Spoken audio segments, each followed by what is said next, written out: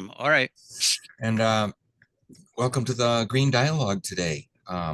We have many special guests, including Thank you. all of you. And Tom Stanton is joining us, who is you'll find out more about him in a few minutes. Welcome, Tom.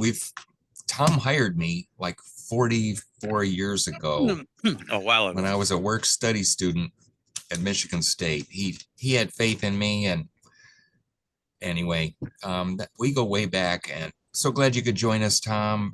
Tom is an expert in many fields and visionary, and um, we're not sure what he's going to talk about today, but he's always got something brewing. So I'm going to let you fill in some of the details, Tom, and then we'll open it up for dialogue. All right, great. Hi, everyone. I'm so pleased to make your acquaintance this morning, and it's nice to see new people that I don't yet know. So I think this is a wonderful opportunity. I'm going to give you the very, very, very brief bio. I started my career as a photojournalist. Did that work uh, for as a part-time job while I was going through college, and when I was getting ready to graduate from Michigan State University with my first degree in communications, I somehow realized I was going to need a job. And that caused me to go looking around to figure out who it is that might hire a photojournalist and pay decent wages without me having to move to a big city because my family was from Jackson, Michigan, and I was used to being in a small town. Uh, Long story short, I took the civil service exam for the state of Michigan because the state had hired two photographers at the time and did not get a job as a photographer. I stumbled into a job with the Energy Extension Service in 1978. John Sarver was already working for the state energy office at that time. And I ended up working for the state 32 years until Governor Granholm left. At that time, I retired for the first time, walked out of the Public Service Commission on a Friday and into my new job on a Monday with the National Regulatory Research Institute. I worked there doing public policy research about utility regulation for clean energy and energy efficiency for another 12 years until that organization shut its doors entirely and re-merged itself with its parent company. And at that time, I retired for the second time and now started off on my own. I formed a LLC, so there's a way for me to do consulting work. And I have started to embark on all those projects that nobody yet has been smart enough to pay me to do. So I'm going to put a link in the chat that goes to my Appropedia user page. And if you follow that link, you'll see a big list of all the things or most all the things that I am working on. And I invite you to look at that list and then um, maybe that'll trigger questions that you've got for me. Uh, I work now in the realms of clean energy, energy efficiency. I am a what I call a citizen journalist, and Appropedia is the appropriate and sustainable technology wiki. So that wiki is wide open and accepts input from anyone. I'm one of the major contributors now, working on many, many topics that you'll see on that link in the chat. So immediately, uh, one of my specialty areas has always been what can we do with or without the cooperation of Michigan monopoly utility companies. And I know some of you have studied this a little bit yourselves, and you might recognize that Michigan monopoly utility companies, and you want to think about that as being natural gas, electricity, water. There are other kinds of monopoly or close to monopoly what we can think of as utilities, the wastewater treatment and sewer plants, the landfills, and et cetera. So I'm always looking for what can we do as common citizens with or without their cooperation, and what can we do to help make our policies more forward looking and forward thinking and better for the people, planet, and profits of the utility companies. So right now I'm a member of CAFE, the Capital Area Friends of the Environment. It's a rather newly formed 501c3 educational organization. We welcome anybody to be supporters on our website, which is 517cafe.org, 517cafe.org. You'll see some of the things that we've been involved in recently and some of the activities that are ongoing and our goals for the future. We welcome participation. The board of directors is a small group of energy and environmental professionals, one way or another, and our focus is on environmental and energy justice for our communities and doing whatever we can now to avoid the worst consequences of our global climate destabilization. We've been working very recently with Lansing Board of Water and Light, trying to convince them that their plans for the future are not what we would consider optimum by any means. As you may have heard, I think some of you might be in Lansing Board of Water and Light service territory and the others in Detroit Edison service territory. Is that right, Leroy? Also consumers energy, but yeah, that's pretty close. Oh, Those big all right. three. So, yeah, you get covered by all of them. Um, the essence of what the Board of Water and Light is doing is they're going to buy and install $180 million of natural gas fired internal combustion engines. They're called RICE, RICE, which stands for reciprocating internal combustion engine. They're like very, very, very large diesel engines, or you might think of them as very small jet engines. They will burn fossil natural gas almost exclusively. And of course, they turn that into roughly 50 or 60% waste heat and 40% electricity. The electricity then is set at high voltage AC power, alternating current, to our wires that go all over the place. And so they go from the bigger, fatter wires to the substations to the smaller, thinner wires, and eventually come to our homes where we bring that electricity into our homes, and roughly two-thirds of all of it we convert then into low voltage DC to run all of our electronic equipment and many, many, many of our appliances. When you think about all those little black boxes or white boxes that you plug into the wall on one end and then you plug into your device on the other end, those are transformers that are converting the 110 volt AC current into 5 or 12 volts or 20 volts DC power to run your devices. There's a little introduction for you. Does anybody have any quick questions of things that you're curious about that maybe I could help answer? You Thank you, run the Tom. risk. There's a Yeah, you lot run of the risk of me talking there's a if you lot of don't ask me. information that you just shared there. So what questions or do you have for Tom? I guess one comes to mind for me. You've been in the energy field, no pun intended, for many years. What are some of the most significant changes that you've seen, and how do you think they came about? There's been some very, very good baby steps in Michigan. Uh, And I did study very, very carefully and closely for many, many, many years what was happening with the politics of energy. Um, so one thing I know has been very effective is peer group pressure on the part of the 50 states public service commissions. The public service commissions in every state are the ones who regulate the investor-owned utilities. Only one state does not have any investor-owned electric utilities. That's Nebraska.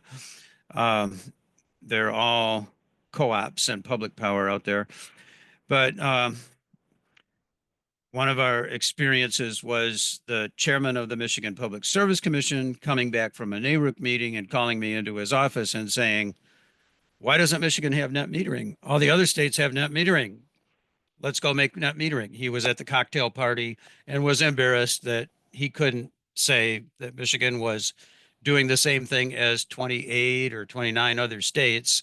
So he came back and told his staff, go negotiate with the utility companies and come up with a net metering program, uh, which we did. We started a net metering program with Detroit Edison and Consumers Energy with some foot dragging and arm twisting, but not much. We had very, very, very little capability to ever make a utility company do something that the utility company might not agree to. um, as the renewable energy technologies got better and better, less and less expensive, more and more capable, um, and the movement towards climate action started looking more and more and more inevitable, then legislation was crafted to bring Michigan a little bit into the shallow end of this kind of new technology. And the learning curve has been rather spectacular to witness over the last 30, 40 years. Um, I'm a continuing member of the Great Lakes Renewable Energy Association, as is John. And John is the chair of the education committee that I work with. Uh, trying to do everything we can to keep the momentum moving forward and help Michigan raise its profile even more substantially in the realm of both manufacturing and distributing renewable energy equipment, which Michigan is very, very well suited to do, and using it in our own state to help reduce our own fossil fuel emissions. Um, that's at least a partial answer. And eventually there will be an essay about more how these changes are coming about, the political ramifications of always having our legislature negotiating with the utilities. The statement that a Michigan state senator said to me in almost precisely these words still resonates with me. He said, Michigan legislature will never pass any energy related legislation over the opposition of our monopoly utility companies. That's 90% of it is Consumers Energy and Detroit Edison. That's a pretty bizarre position to be in as you start to craft legislation, but I absolutely believe that's true in Michigan, and we've seen it again and again and again. Our legislature right now has in front of it a whole series of bills called the Energy Freedom Package. I think they're still using that name for it. I was one of the people who helped draft those bills in 2012. It's been a while. Few of them have even come out of a committee yet. And when they do get moved, then of course negotiations are entered into with the utilities to make sure that they can craft these bills in a way that makes them think that they will be happy. And one of the major problems we deal with here is their understanding of what it means for them to be happy is incredibly short-sighted. Um, they might throttle economic development and economic growth in their own service territory because they don't understand what makes wealth in their own service territory and what makes their own service more necessary to more customers and more usage, especially by manufacturers. We see that right now in Michigan with the electric vehicle revolution. And as you may have already heard, Michigan is one of the leaders in the United States. I believe last year, 2023 or 20, yeah, I think it's 2023 data said Michigan was number one in the country for the number of green jobs that are being created here, not because our policies are pulling at these technologies, but because our manufacturing prowess and capability sets us up to be ready to manufacture and then distribute lots of these important technologies. That is one Hey, of my Tom, favorite questions. Yes. Tom, can you say a little more about the role and the priorities of Cafe? Yeah. So a cafe wants to identify any and all environmental, ecological, and energy problems in our geography around mid-Michigan, and then try to identify, suggest, and hopefully implement solutions for those problems. So we have been working on the potential pollution around Lansing's former coal burning power plant. That's a pretty controversial issue. The Board of Water and Light is now saying very publicly it's not our fault. There's boron in the ground here, and that's naturally occurring, and we don't have anything to do with it. Look the other way. So, we don't know exactly what will happen with this. We're working with the Eagle, Department of Energy, Great Lakes and Environment, or did I say it backwards? Department of Environment, Great Lakes and Energy, that is ultimately the ones that are involved with the permitting. We've been trying to raise funding so that we can do more soil and well testing, but that's an expensive proposition. We've been working on trying to help the Board of Water and Light improve its future planning process. And I was one of the presenters to the Board of Water and Light staff public process in 2012. Gave them a whole bunch of information about distributed energy technologies and the potential role of distributed, which means small scale and geographically distributed or dispersed technologies. 98% of which was ignored. And then the Board of Water and Light went ahead with a planning process that was insufficient for them to find these solutions. So they're still really acting as if they're a 1970s utility company. They don't want to burn more coal. Great, but they haven't yet discovered at least 100 very well proven opportunities for lowering everybody's costs. So immediately the Board of Water and Light has announced 15% annual increases in the combined electric and water rates for our citizens. And it's 15% in 2025 plus another 15% in 2026. When they announced that, in spite of a lot of public input and objections and concern about the effects of this on low income customers, especially, I and Cafe are embarking on a mission to develop our own citizen grassroots funded and operated bottom up low income comprehensive programming for food, energy, and water systems for low income consumers And we're getting ready to do that with or without the cooperation and participation of our utility company and our local governments. I firmly believe we will continue to get some cooperation from them, but I'm also absolutely convinced by proven ideas elsewhere in the country that not only can we make this work, but we can make this work for fun and profit and improving public health and making many, many, many other benefits for the community. So immediately, Cafe is working with an MSU class. It's a sociology class at Michigan State University, and it's about social movements. The class is a introductory sociology class, Sociology 210, and there are, I believe, over 200 students in the total class.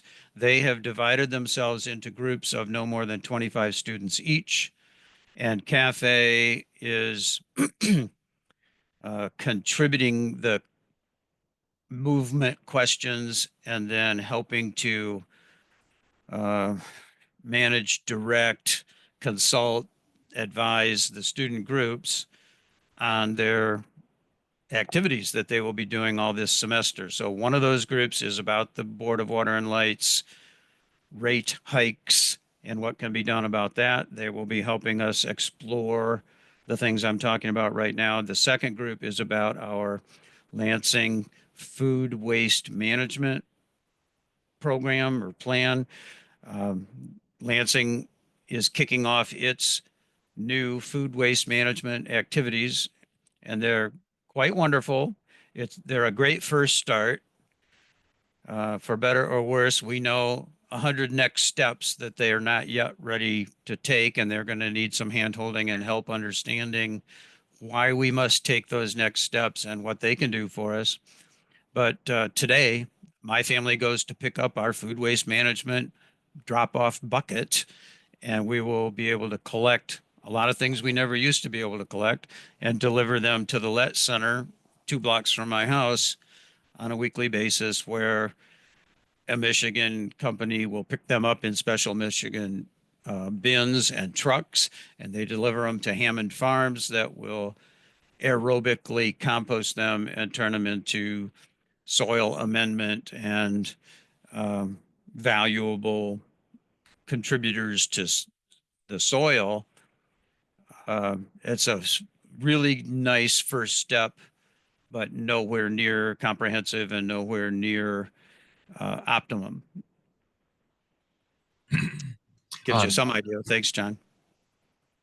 yeah, MC Rothorn was a recent guest on a couple weeks ago here, along with Tom Carey with the market and Kendra Schneider with who's working on reusable, returnable products for potential use at the farmers market. Yeah, fabulous, fabulous. And every farmer's market, of course, is a wonderful place where people could drop off their food waste to be entered into these compost streams. One of the things the students will be doing is reaching out to every subunit of government from at least Grand Ledge to Williamston, um, St. John's to Mason, and trying to understand how they're all working together. As you may already know, the state of Michigan has published a food waste roadmap.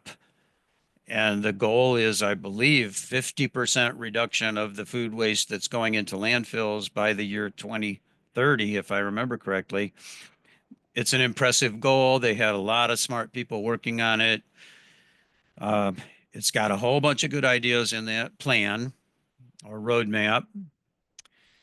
However, they don't yet know about many, many, many proven technologies and what other cities around the United States are already doing to prevent the food waste from generating methane and the methane going into the atmosphere and the methane having anywhere from 20 to 80 times the short-term global climate forcing effect as carbon dioxide. So we have a long way to go. The good news is going that way can always be done at a profit, not at a loss. This does not come at a cost to our communities. It comes by building wealth in our communities. So wouldn't that be nice? What other questions? Go ahead, Sarah. Can you help me understand what you're talking about when you're saying BWL is going towards buying combustion? So does that just mean that they are refusing to, I mean, you're saying it, but I guess I need more clarification for understanding what you mean by, are they just refusing to go along with the new technologies? Or they, I mean, is it a matter of basically being scared of trying something new? Or can you help me? Yeah, Can you help it's me expand on that? Like why, sure. how they're able to think that that makes sense to do that? Right. I can drop the City Pulse article link into the chat here. Did you already see the City Pulse article? They ran a 4-page article about a month ago, and they interviewed, I think, 4 of the cafe board members, myself included. Larry Casatino was the reporter who did that work. He interviewed the executive director of the Lansing Board of Water and Light, and he interviewed our group and a few other people, and he did a pretty good job of doing what they want to consider balanced journalism, where they ask everybody to give their idea and then let the ideas sit out there and people can think about them. But it was about as good as it gets for that kind of coverage.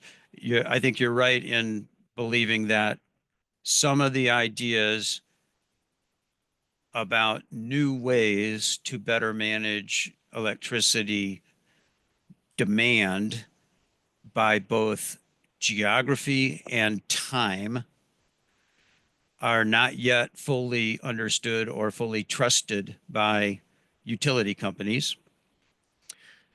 There are places in the United States where those practices are well underway, well understood, part of the regular operations of the utilities, but it has taken legislation to push them in those directions, and very often United States Department of Energy funding, and it's a very, very slow process for them to learn.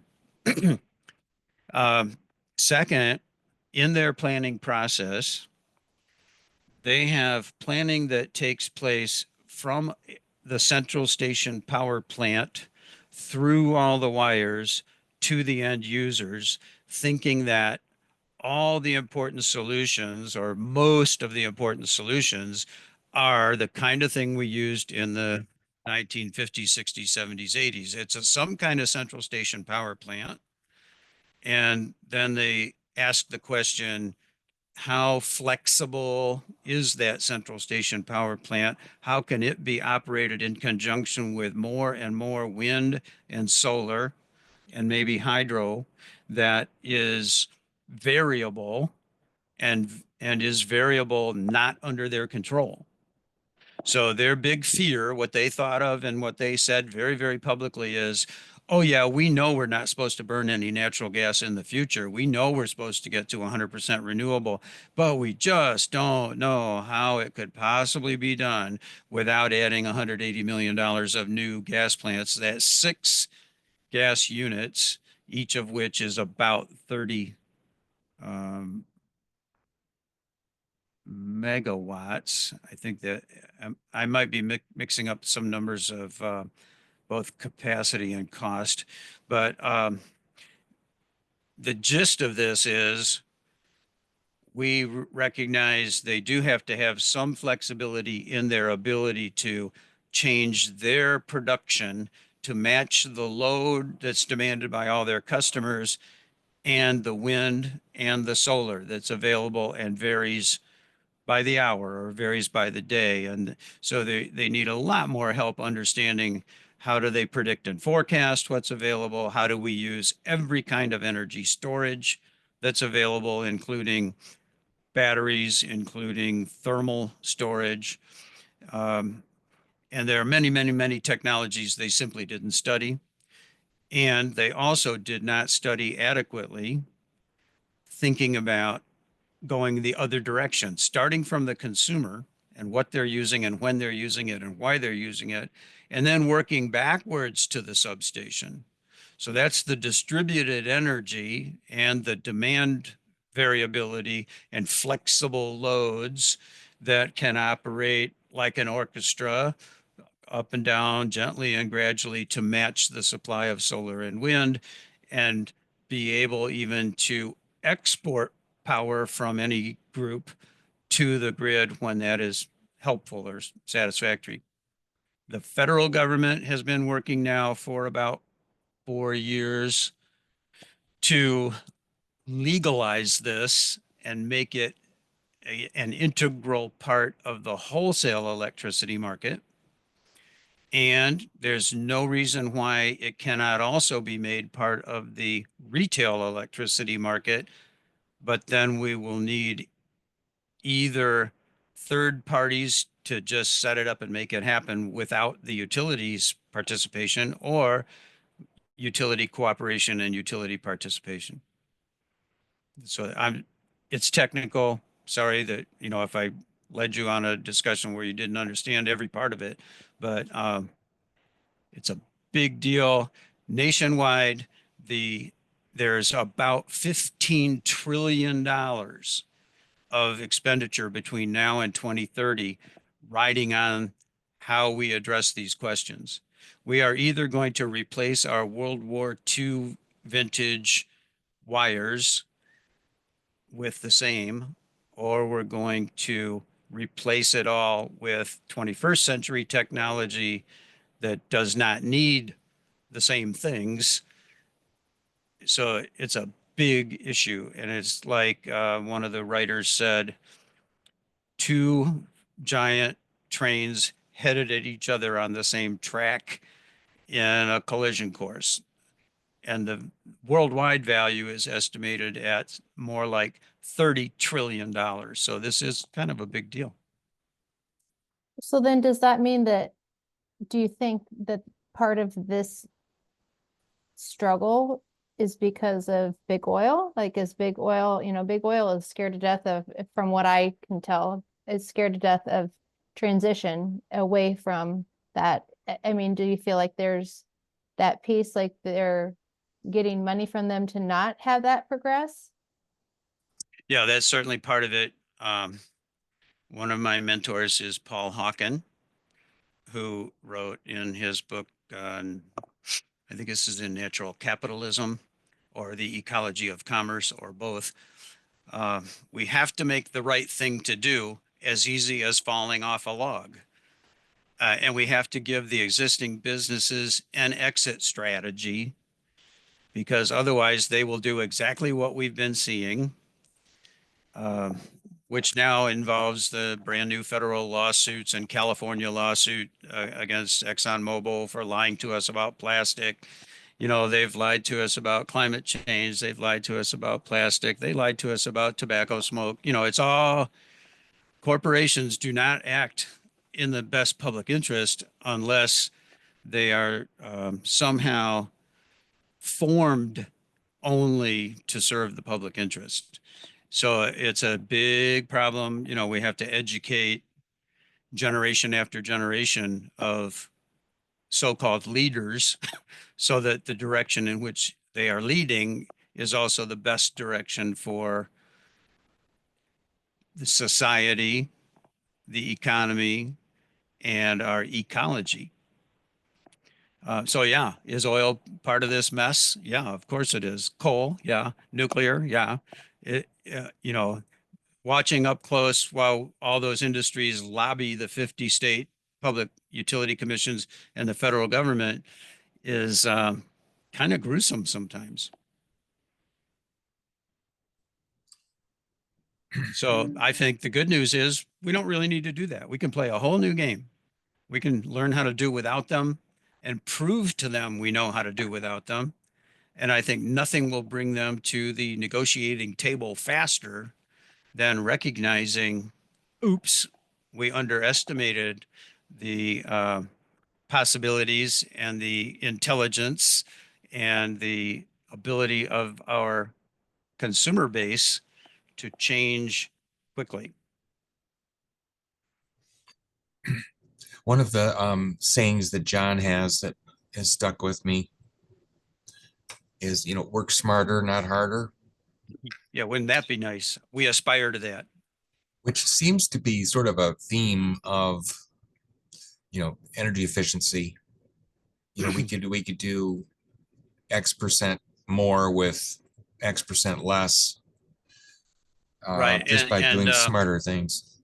Yeah, the interesting finding now is that it is less expensive to achieve very, very deep, broad energy efficiency than it is to do it piecemeal, one little piece at a time, one little step at a time. So we can now go into essentially every commercial building and cut its energy use by 30% with a 3-year payback. And then roughly the math works 50% with a 5-year payback, and it goes all the way up to 90% with a 10 or 12-year payback. Same thing for every residential building. And so statewide, that's a couple $1 billion a year in cost savings to the people who are paying the utility bills for those facilities. And the technologies are pretty well proven. They're not all necessarily readily available in Michigan yet, because those people that know how to do this are going to where the markets are active for the things that they're trying to sell. So we're quite a way behind, but it's very easy to catch up when all we have to do is look around the world, find the very best examples of who's doing what, and copy it. Kim? We don't necessarily have to invent all our own. Thanks, Tom. Kim, you had a question? Yeah, there's a whole bunch of things that you kind of triggered in me, so forgive me if I bounce around a bit. But first, the fact that the legislature is going for short-term answers rather than long-term, and that in part is because of the restrictive term limits here in Michigan. People aren't in office long enough to see the consequences of their decisions and to be held responsible for them.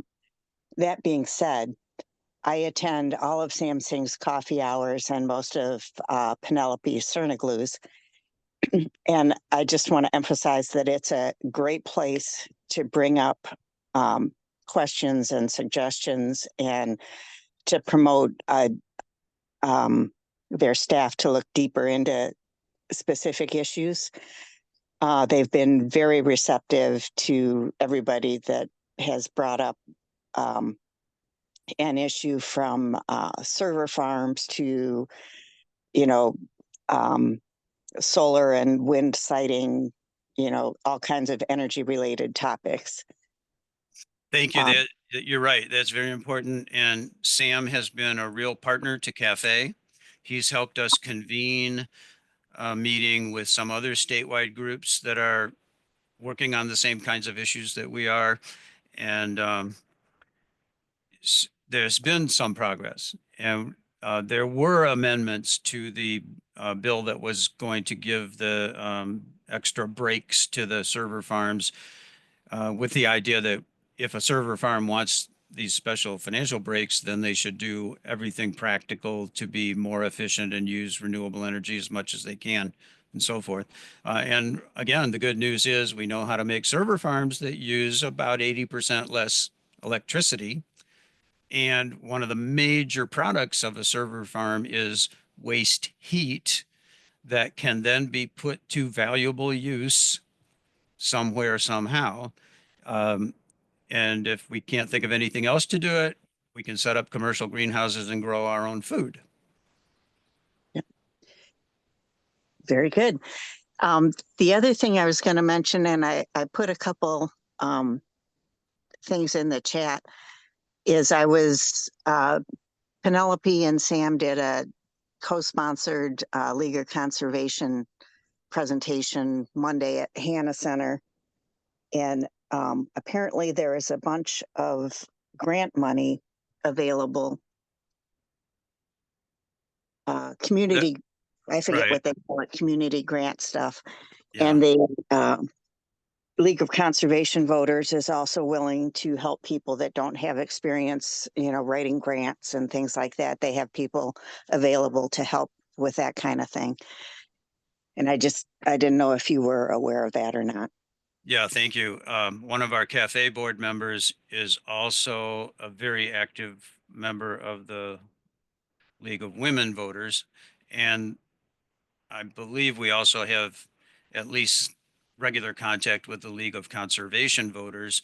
The federal funding under the IRA Act and the Bipartisan Infrastructure Act is amazing to watch. It's coming out in 15 million and $30 million chunks all the time. Another thing I encourage everyone to do is go study the um, energy justice initiative called Justice 40 at the federal level. Um, Please, everyone, think about this when it comes time for voting, because all these great things are on the list of things that Mr. Trump wants to cut or kill. But right now, 40% of all federal infrastructure spending from every federal department must go to those communities that have been previously disadvantaged. There are 8 different categories by which we declare that a geographic area has been previously disadvantaged. The maps go all the way down to the individual zip code level. Huge portions of Michigan qualify. And you're right, this funding, it's been available, it's coming in leaps and bounds.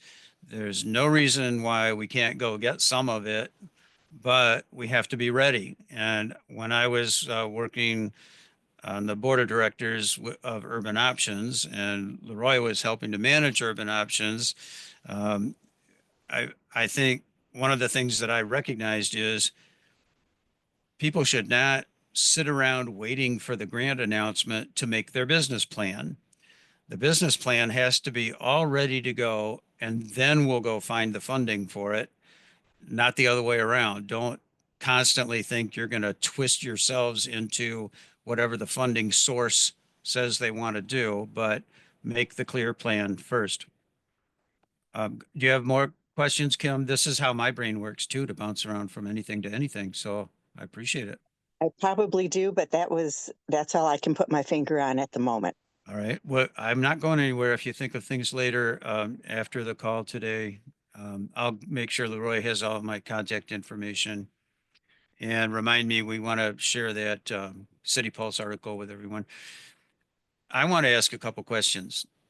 And the first one I wrote down is, how many of you have retirement funds in a tax exempt account someplace, an IRA account or a 401k, one of those that's, and do you know about the movement to take first 1% and then grow to 5% of all those investments and move them into your own community instead of giant global Wall Street corporations? We can do it. We know how to do it. I've been taught how to do it. They're making it easier and easier all the time. And I've been putting 1% or about 1% of my own personal IRA funds into green and environmentally and energy and socially preferable small businesses and local projects. Michigan has what at the time in 2013 was the best law in the country to legalize this kind of investing. So since 2013, I've been telling everyone who will listen and a lot of people who won't, we can do this.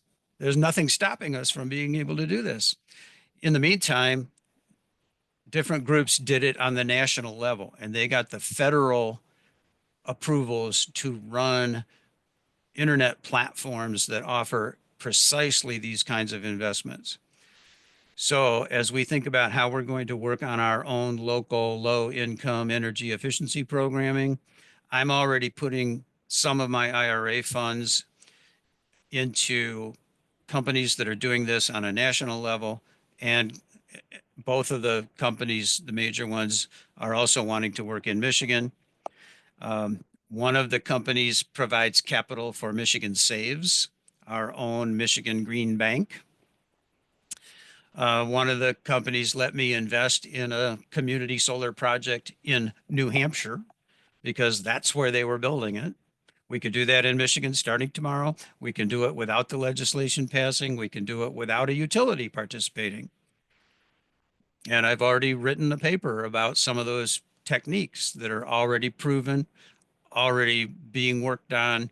Our friends in Minnesota have a solar cooperative.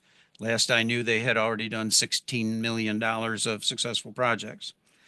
So this can be done. You can start tomorrow, and I and some other people can literally teach how it's done, because there's paperwork you got to fill out to make your own self-directed IRA, and then channel that self-directed IRA funding into the things you want. How many of you have stuff at home that runs off batteries? Your kids might have stuff at home that runs off batteries. We can now set up our own solar charging batteries and batteries running all our stuff. The minimum investment to get started at that is quite literally $15. I got 2 of those units in my home now. Maximum investment can go up to thousands of dollars, but at every step in between, we can go from 1 watt to 10 watts to 100 watts to 1,000 watts of solar, and use that to charge every battery operated tool and appliance you can think of.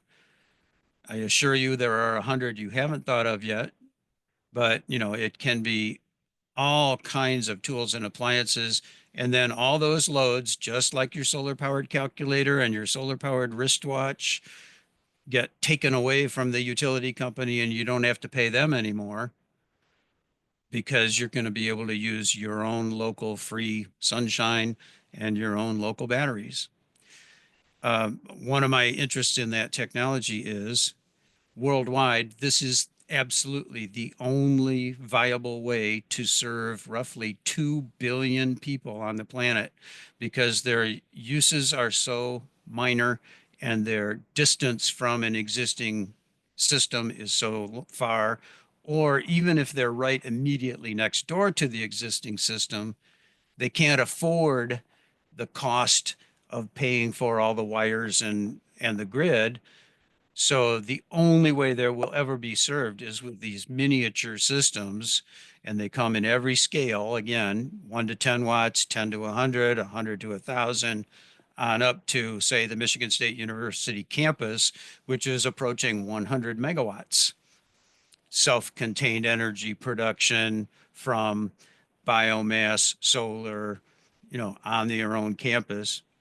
They are interconnected to the wide area grid, but they can also operate independently from the wide area grid. Kind of an interesting phenomenon, and interesting that our universities are not regulated the same way everybody else is. So they have been able to do things that others have not yet been able to do. So we can start. Specific device that you're talking about to do that? It's 1,000 different devices, but the good news is there's open source development of these technologies, so that you'll pick a battery from company A and a lamp from company B and a battery operated tool from company C, and they all work together. And we can start tomorrow, and we can give these systems to low income people as we fix their homes. Yes, Leroy. You have always been a visionary, and you hang out with some global intergalactic visionaries. Yeah, it's a hobby. Amory Lovins comes to mind as one of your personal friends who's stretched the imagination of governments around the world. And thanks for spending time with us today. It's I was very stretching my happy. imagination. Yeah, I was very happy to do this. It's a pleasure to meet everyone. I look forward to us all working together to help spread these ideas faster and farther. We have about 9 more minutes, but I hope you'll come back as well, all of you, and keep this conversation going. What else is on people's minds that if you want to share an idea or a thought or question? I just wanted to share that Amanda found out yesterday that we got the storm drain artwork grant. So I'm really excited about that. Wonderful. Yeah, so it'll take a while to get it figured out and get it going, but we got it yesterday, so I'm excited. I'm just back from Edmonds, Washington, where every storm drain has either art and or signage to help people understand that they should not be polluting Puget Sound. What'd you say, Edmond, Washington? Yeah, Edmonds, Okay. Edmonds. Okay. They also have a pretty darn comprehensive composting and food waste operation. I was amazed to see all the things that do not go into the trash, and a company called Ridwell, Ridwell. Ridwell is engaged in figuring out all those things that are very, very difficult to recycle. And they're making a business of collecting them all in a closed loop economy system so that they don't collect it unless they already figured out a way to remake it into something valuable and do that for a profit. So I'm entering all these ideas on the internet in Appropedia, indexed by topic area and scaled for individual households, neighborhoods, villages, communities, cities, regions, states, so that we can copy as fast as possible. It's a That's fun great. project. Anybody can join. Open source. Start today. Other comments, questions?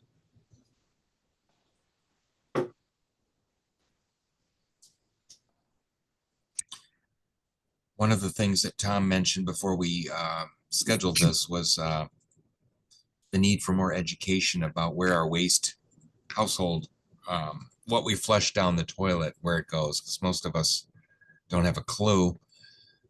And we spend a lot of energy and water resources taking care of that, just flushing it out of mind, out of sight.